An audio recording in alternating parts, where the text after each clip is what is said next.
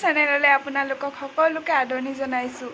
আৰু আশা কৰোঁ এই ভিডিঅ'টো চাই আপোনালোকে ভাল পাব আৰু যদি ভাল পায় তেনেহ'লে শেষত লাইক কমেণ্ট শ্বেয়াৰ আৰু ছাবস্ক্ৰাইব কৰিবলৈ নাপাহৰিব আৰু আজি মই বনাম বাঁহৰ চুঙাত দিয়া গাহৰি আৰু টেঙা মৰা সৈতে গাহৰি তেতিয়াহ'লে দেৰি নকৰোঁ ভিডিঅ'টো ষ্টাৰ্ট কৰোঁ বলক চুঙাত দিবৰ কাৰণে মাংসখিনি মই পিঁয়াজ এটা মিহিকৈ কুটি ল'লোঁ এয়া জলকীয়া ৰেড চিলি খৰিচা অলপ নৰসিংহ আদা নহৰু হালধি মিঠাতেল নিমখ আৰু এয়া মান ধনিয়া অলপ এইখিনি মিক্স কৰি এতিয়া বাঁহৰ চুঙাত দিম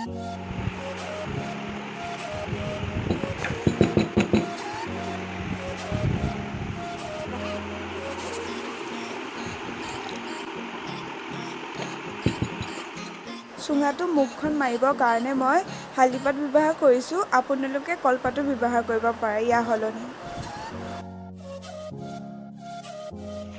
এতিয়া আমি জুইৰ শালত চুঙাকেইটা দি দিব লাগিব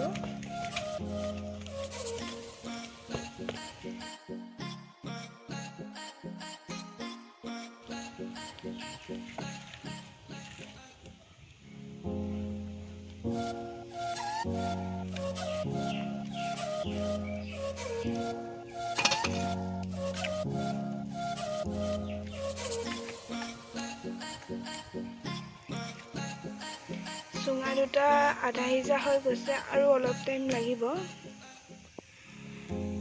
এয়া আমাৰ চুঙাত দিয়া গাহৰিখিনি হৈ গ'ল আপোনালোকক দেখুৱাই আছোঁ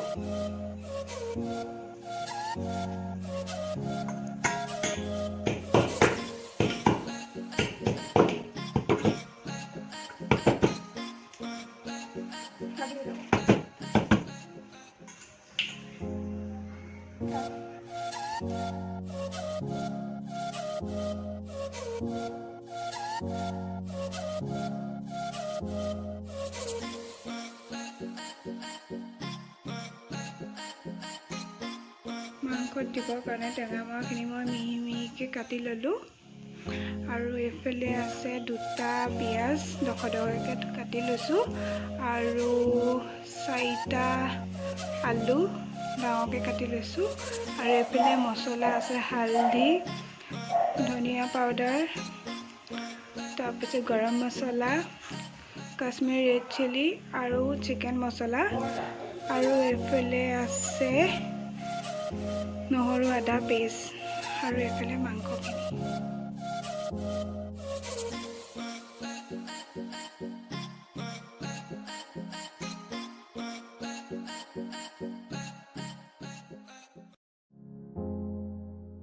এয়া আমাৰ কেৰাহী গৰম হৈ গ'ল তেলটো মই দি দিলোঁ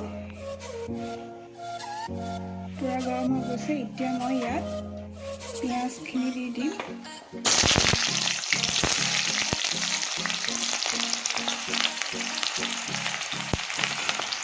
ভালদৰে অলপ লৰাই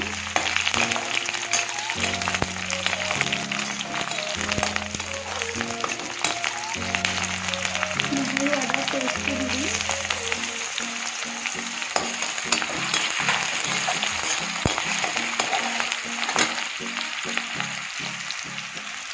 এতিয়া আমি এই মছলাখিনি ইয়াত এড কৰিম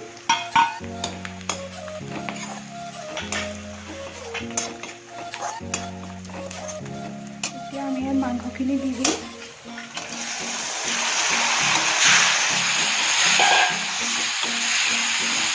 গেছটো মিডিয়ামত ৰাখিব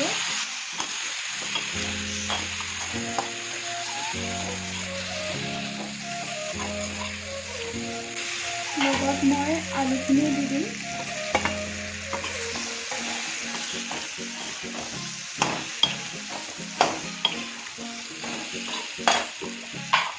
আৰু আপোনালোকে সোৱাদ অনুসৰি নিমখটো দি দিব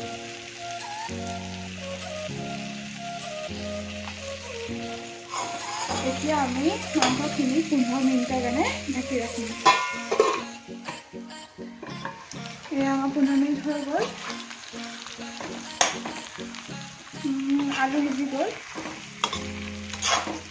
আমাৰ মাংসখিনি ৰেডি হৈ গ'ল এয়া যে আমাৰ ভাতৰ থালিখন এয়া চুঙাত দিয়া গাহৰি আৰু এয়াও টেঙামৰা পাতৰ সৈতে গাহৰি। চাওকচোন কালাৰটো কি ধুনীয়া ওলাইছে।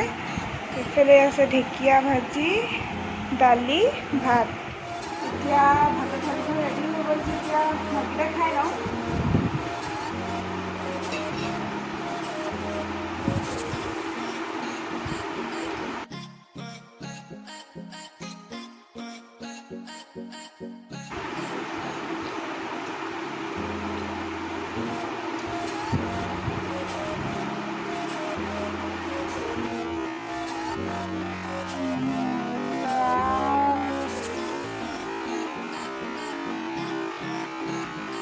আপোনালোকেও এবাৰ ট্ৰাই কৰি চাব, ভাল পাব। আৰু যদি ভিডিঅ'টো আপোনালোকৰ চাই ভাল পালে তেনেহ'লে সেইখন লাইক, কমেণ্ট, শ্বেয়াৰ আৰু ছাবস্ক্ৰাইব কৰিব নাপাহৰিব। আৰু তেতিয়াহ'লে আজি এই ভিডিঅ'টো ইয়াতে সমাপ্ত।